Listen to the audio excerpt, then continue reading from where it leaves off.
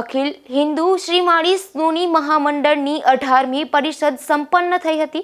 લગભગ 85 વર્ષ પહેલા વર્ષ 1939માં કાર્તિક પૂર્ણિમાના પાવન દિવસે શ્રી અખિલ હિન્દુ શ્રીમાળી સોની મહામંડળની સ્થાપના યાત્રા ધામ ડાકોરમાં કરવામાં આવી હતી.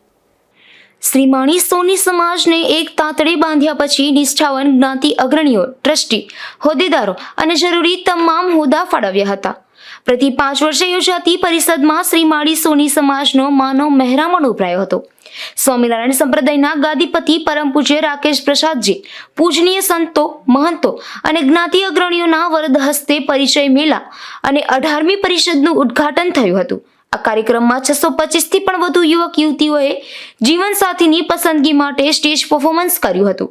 જામનગરની પ્રખ્યાત શ્રી આણદા બાવા સેવાશ્રમના મહંત પરમ પૂજ્ય દેવપ્રસાદજીએ રૂડા આશીર્વાદ આપી દાનની સરવાણી શરૂ કરી હતી અને અગ્રણીઓને તમામ મહાનુભાવોને પુષ્પમાળા, ઉષ્મા વસ્ત્ર, સ્મૃતિચિહ્ન અને ઉપરણાથી ઉષ્માભેર ભાવ પૂજન અને સન્માન કર્યું હતું.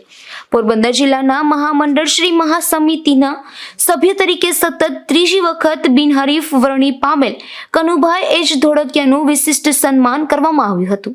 અશોક થાનકી, ગુજરાત ન્યૂઝ, પોરબંદર.